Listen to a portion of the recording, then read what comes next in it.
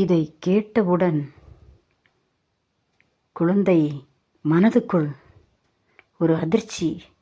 ஐயோ, அம்மா நாளைக்கு என்ன செய்ய போகிறார்கள்? அடித்து விடுவார்களோ, சூடு வைத்து விடுவார்களோ என்று பலதையும் மனதுக்குள் போட்டு குழப்பியது. குழப்பி பயந்தது. இவ்வளவும் பேசிவிட்டு அம்மா அவர்கள் அங்கு இருந்து வரும்போது செல்விக்கு பிடித்தமான தீம்பண்டங்களை எல்லாம் வாங்கி கொண்டு வந்திருந்தார். இந்தா, உனக்கு தீம்பண்டங்கள் எல்லாம் வாங்கி கொண்டு வந்திருக்கிறேன், சாப்பிடு குளித்துவிட்டு என்று சொல்லி அங்கு வைத்தார்கள். செல்வி மெதுவாக போய் அதை எடுத்து தீன்பண்டம் போட்டு வைக்கும் டப்பாவில் போட்டு அதை அடைத்து அங்கு வைத்து விட்டாள். அதை அம்மா போய் துணியை எல்லாம் துவைத்துவிட்டு குளித்து வந்தார்கள். வியாபாரத்துக்கு போய்விட்டு வந்தவுடன் குளித்து துணிகளை எல்லாம் துவைத்துவிட்டு சுத்தமாகத்தான் சோறு சமைப்பார்கள். அது அவர்களது பழக்கம். அது எல்லாம் மிகச் சிறப்பாக இருக்கும். வீட்டில் பாத்திரம் இப்போதுதான் எல்லா வீட்டிலும் கேஸ் அடுப்பு, கரண்ட் அடுப்பு, இண்டக்ஷன் குக்கர் என்று விதவிதமாக இருக்கிறது. அந்த காலத்தில் அப்படி ஒன்றும் கிடையாது. எல்லாம் விறகு அடுப்புத்தான். விறகு தேக்கு கட்டைகளைத்தான், தேக்குக்கட்டை, சிரட்டை இதுகளை வைத்துத்தான் தீயரித்து சோறு சமைப்பார்கள். அந்த கறி ரயில் புகை போல இருக்கும். அதை 1 மணி நேரம் தேய்த்தாதான் பாத்திரம் வெள்ளைக்கலராக இருக்கும். அம்மா அதை மிகச் சிறப்பாக பண்ணியிருப்பார்கள். அடுப்பில் வைத்த பாத்திரம் அவர்கள் அதை கழுகி திண்ணையில் வெயிலில் காய வைத்திருப்பார்கள். ரோட்டில் நடந்து வரும் ஆளின் முகம் அந்த பாத்திரத்தில் தெரியும். அந்த அளவுக்கு அதை தேய்த்து பாலை போல வைத்திருப்பார்கள். மிக சுத்தமாக இருப்பார்கள். துணியாக இருந்தாலும் சிறிது அழுக்கு இல்லாமல் அதை நீட்டாக துவைத்து காய போட்டு மடித்து பத்திரமாக வைப்பார்கள். அது அம்மாவை போல் முடியாது யாருக்கும். வெத்தலை போடுவார்கள் அம்மா. ஆனால் வீட்டு பக்கத்தில் எங்குமே வெத்தலை எச்சி துப்பிய தடம் இருக்கவே இருக்காது. தூரமாக போய்த்தான் துப்புவார்கள். சுத்தத்தில் தேவர் வீட்டில் பிறந்தவர்கள் என்று அம்மாவை சொல்ல முடியாது.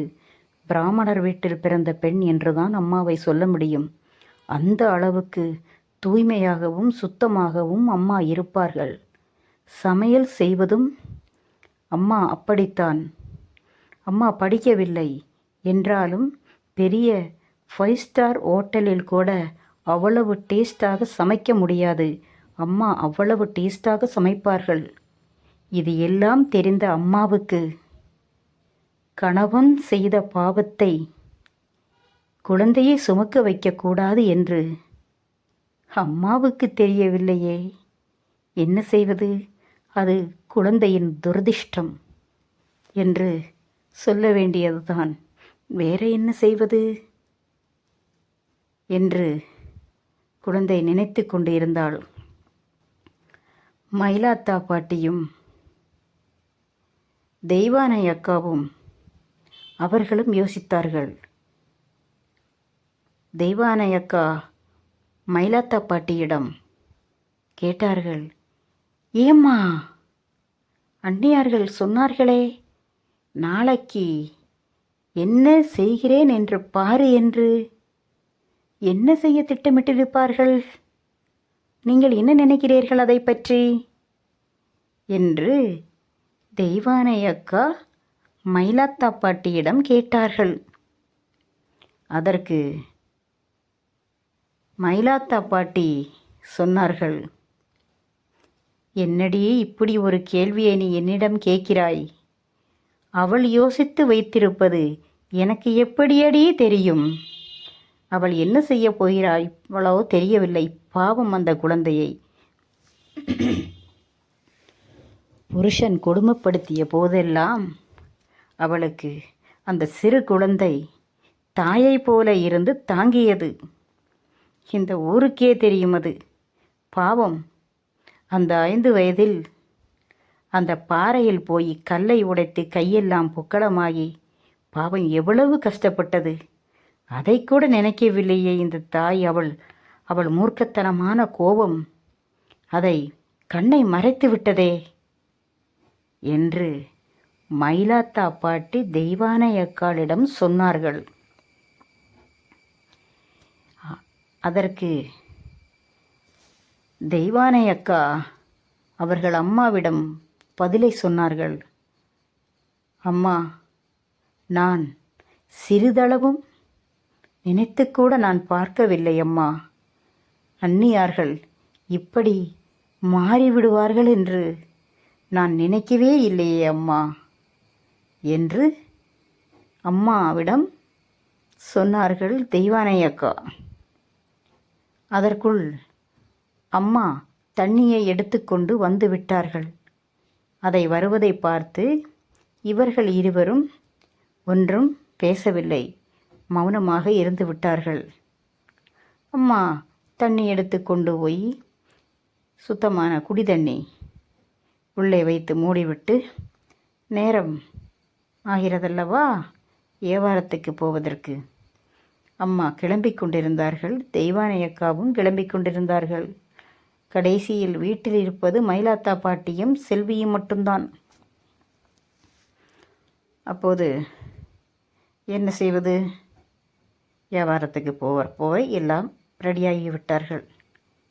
ஒரு 50 பைசா செல்வியிடம் கொடுத்தார்கள். செல்வியின் அம்மா, இந்தா நிறையா டப்பாவில் தீம்பண்டம் நிறையா இருக்கிறது, வேற என்னமும் வேணுமென்றால் இந்த 50 பைசாவுக்கும் வாங்கிக்கொள் என்று சொல்லி அந்த 50 பைசாவையும் செல்வியிடம் கொடுத்தார்கள். அந்த 10 வீட்டில் இருக்கும் அம்மாவும் அப்பாவும் எல்லா குழந்தைகளுக்கும் வியாபாரத்துக்கு செல்லும்போது ஒரு 50 பைசா ஒரு பிள்ளைக்கு கொடுத்து விட்டு போவது அவர்களது வழக்கம். அதே மாதிரி தான் இவர்களும் ஒரு 50 பைசாவை கொடுத்தார்கள் செல்வியிடம். பள்ளியில் மற்ற குழந்தைகளை சேர்ப்பதற்கு முன் எல்லா குழந்தைகளும் இங்கு விளையாடி கொண்டுதானே இருப்பார்கள்.